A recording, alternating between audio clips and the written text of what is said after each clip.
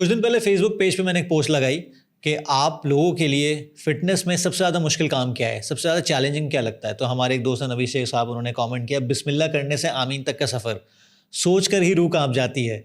ये बड़ा टिपिकल और बहुत स्टीरियोटिपिकल किस्म का कमेंट है, क्योंकि ये ख़ुद माशाल्लाह एक फाइनेंस प्रोफेशनल है, चार्टर्ड अकाउंटेंट हैं, और इनके कमेंट को मैंने इसलिए तरजीह दी है क्योंकि इसने अक्कासी की है 99% ऑफ वर्किंग प्रोफेशनल्स के कंसर्न्स की, जो कि मिडिल एज से गुजर रहे हैं और उनको लगता है फिटनेस अब उनके बस की बात नहीं है। देखिए, मैं वो चीज़ें बताऊंगा आपको जो मैं नॉर्मली लोगों को बता रहा होता हूँ। बहुत सिंपल सी बात है। सबसे पहली बात आपको ये करनी है कि आपके गोल्स मिमेटिक गोल्स हैं, आपने कहीं ना कहीं से कॉपी पेस्ट किए हैं। इसका मतलब ये है कि अगर आपको ये लग रहा है ना कि आपको बहुत ज़्यादा कैलोरी डेफिसिट वाली घास फूस वाली डाइट करनी पड़ेगी, आपको बहुत ज़्यादा कार्डियो करना पड़ेगा, आपको जिम जाना पड़ेगा, 4-4 घंटे गुजारने पड़ेंगे, आपके पास इतना टाइम नहीं है, इतनी एनर्जी नहीं है, तो आप गलत आइडियल पकड़ रहे हैं।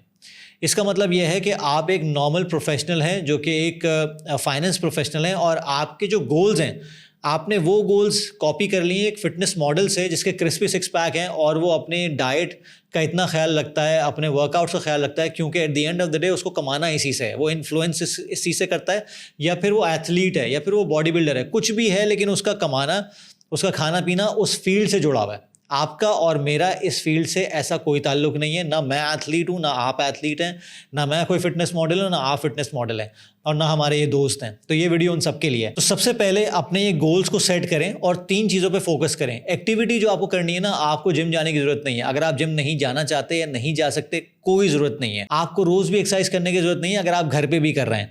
अगर आप आधा घंटा से 40 मिनट, 30 से 40 या 45 मिनट एवरी ऑल्टरनेट डे घर की 4 दीवारी के अंदर विदाउट एनी इक्विपमेंट, अपने कमरे के अंदर अपने लैपटॉप की टेबल के बराबर में अपने आप को दे सकते हैं, दैट्स मोर देन इनफ। ये बिल्कुल बेयर मिनिमम है। इससे भी बेयर मिनिमम मैं आपको बताऊं, जो कि साइंटिफिकली प्रूवन है, कि आप अपनी बॉडी को थोड़ा मूव करें स्ट्रेंथ के लिए, विद और विदाउट वेट्स, विद और विदाउट जिम, तो आप कम से कम टोटल बॉडी वर्कआउट जो है वो 30 से 40 मिनट का एटलीस्ट 2 टाइम्स पर वीक करें। ये मोर देन इनफ है।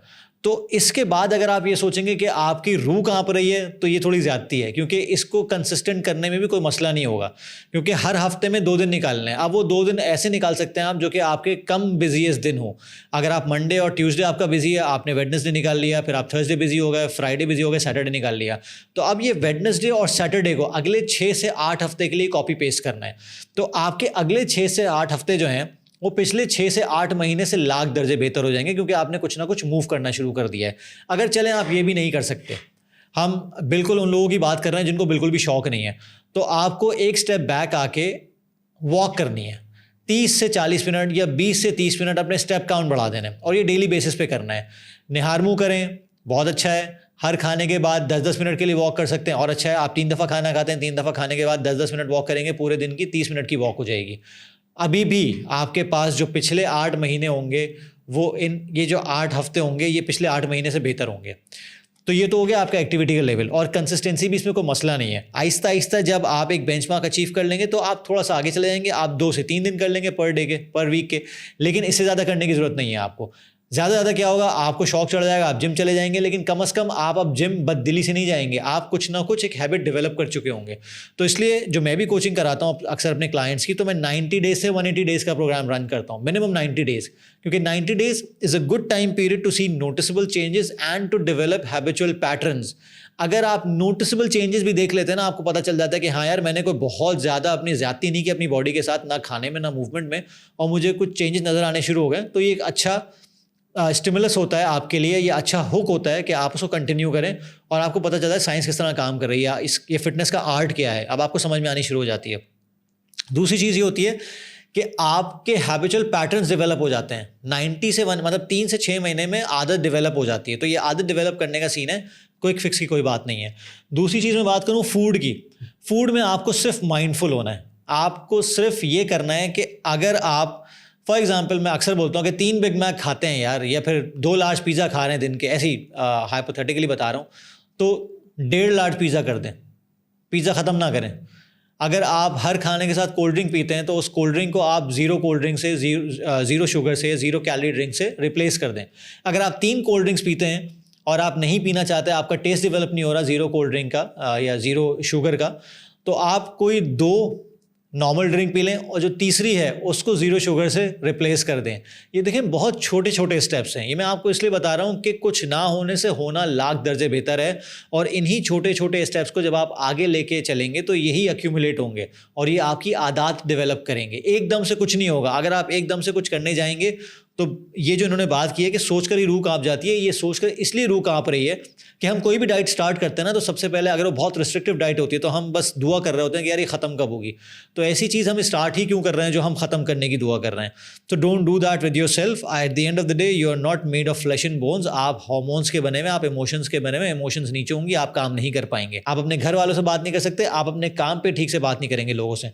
तो be mindful about this. So just be mindful of what you eat. Macros का ख्याल रखना ज़रूरी है।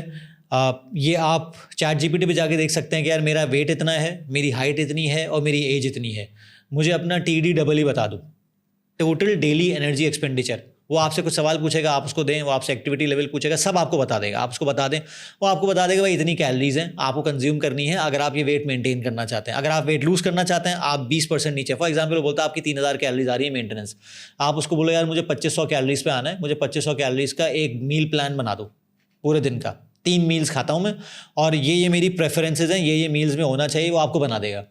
Again be mindful of the fact कि ये वेट लॉस की बात कर रहा हूँ मैं, इसमें बॉडी कॉम्पोजिशन की बात नहीं हो रही है, ये हम किसी और वीडियो में बात करेंगे।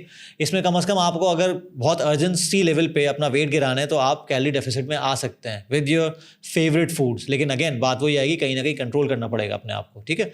तो बहुत ज़्यादा बिरयानी छोड़ने की ज़रूरत नहीं है, फास्ट फूड छोड़ने की ज़रूरत नहीं है, लेकिन हर चीज़ को मॉडरेट करने की ज़रूरत है और खाने की क्वांटिटी को कम करके खाने की क्वालिटी को इंक्रीज़ करने की ज़रूरत है। लेकिन अगेन मैं हमेशा एम्फेसाइज करता हूँ कि फ़ौरन ना करें, आहिस्ता आहिस्ता करें, क्योंकि बॉडी की अडेप्टेशन में टाइम लगता है। इट्स एन अडेप्टेशन मशीन, ये लैंग्वेज है बॉडी की, एकदम से उसको दूसरी चीज़ों में ना लगाएं कि वो ट्रैक से ही उतर जाए। So I hope this answers all the concerns कि आपको गोल्स ठीक रखने हैं, आपको एक्टिविटी एकदम से बहुत ज़्यादा भागना दौड़ना, जिम स्टार्ट नहीं करना है, और दूसरा आपको खाने में फाके नहीं करने, ना घास फूस पे उतर के आना है। तो इस वजह से अगर आप इस तरह सोचेंगे तो आपकी रूह नहीं कांपेगी, आप एक्चुअली काम करने को तैयार रहेंगे। क्योंकि अगर आप 30s 40s 50s में आ चुके हैं तो you have started decaying and we have to delay the decay. Thank you very much.